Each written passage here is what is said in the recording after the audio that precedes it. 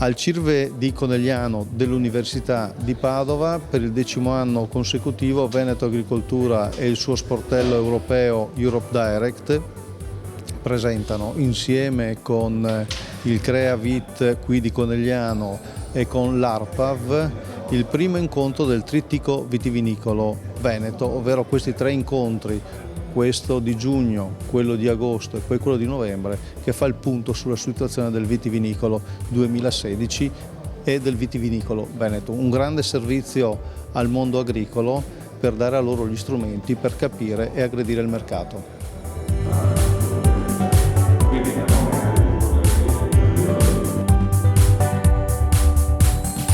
La campagna vitivinicola 2016 si sta caratterizzando per le abbondanti precipitazioni. Basta solo dire che nelle prime 2 settimane di giugno nel Veneto si sono registrati 107 mm di piogge mediamente, con punte di 150 in pianura e 200 sulle prealpi. Significa questo, le troppe precipitazioni non sono positive per l'agricoltura, per le colture, in particolare per i vigneti in questo momento, che invece hanno bisogno di giornate di sole e calde. Va detto che abbiamo conosciuto altre stagioni altrettanto piovose, ma anche altre stagioni di siccità. In pratica la vite è una pianta che si sa sempre riscattare e far fronte alle condizioni meteo più diverse.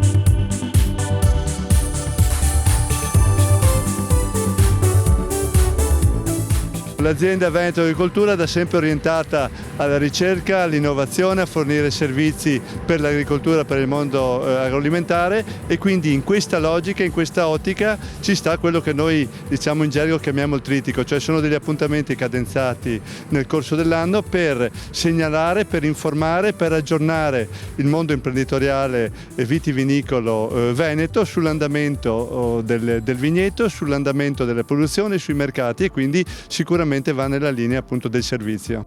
Per dare 2 dati, allora il Veneto esporta in termini di agroalimentare circa 5,9 miliardi, quindi di prodotti agroalimentari. Bene, quasi 2 miliardi sono di prodotti vitivinicoli. Abbiamo le 2 importantissime aree, che sono quelle della zona di Verona e questa qui dove ci troviamo, quindi della zona del Prosecco, che stanno veramente raggiungendo dei livelli veramente di massima redditività per le imprese, e non solo per le imprese, perché si pensi anche all'indotto che questo crea. Primavera, chiamiamola bagnata.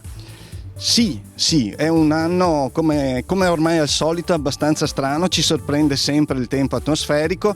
Dopo un inizio anno con temperature superiori alla media, dal 20 di aprile le temperature sono state stabilmente al di sotto della media, ed è questa stabilità e questa persistenza al di sotto della media che ha creato un deficit termico. Dal punto di vista pluviometrico, anche qui andamento molto strano, con delle fasi di secco e delle fasi di precipitazioni concentrate.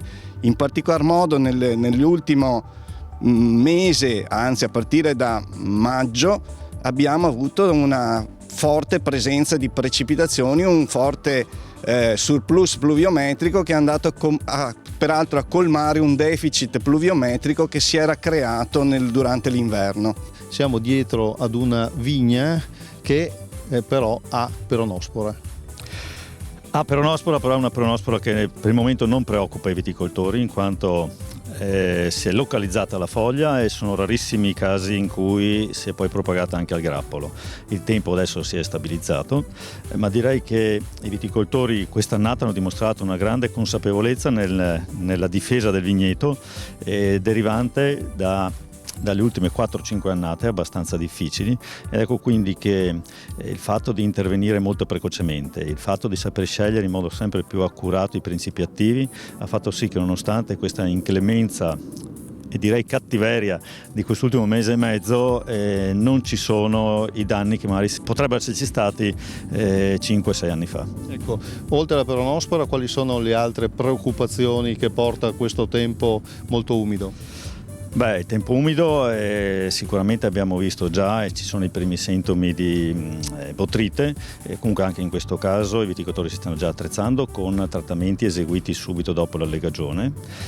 Ci sono segnali di escoriosi, ma comunque sono tutte quante malattie che non preoccupano per il risultato quantitativo e qualitativo.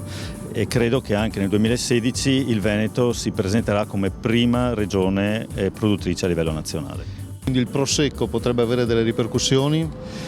In questo momento l'unica sofferenza, se così possiamo chiamarla, che io vedo è un po' un esubero vegetativo ed era questo inevitabile viste le continue precipitazioni, la disponibilità idrica e di conseguenza anche l'assimilazione nutritiva. Si parla di troppi forse trattamenti sulle viti in generale?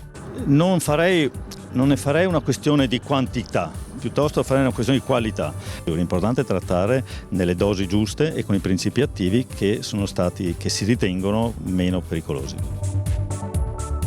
Nell'ambito degli studi per contrastare, diciamo, quelle che sono le evoluzioni climatiche particolari, ma soprattutto per prestare particolare attenzione all'ambiente, si stanno mettendo in campo una serie di iniziative importanti.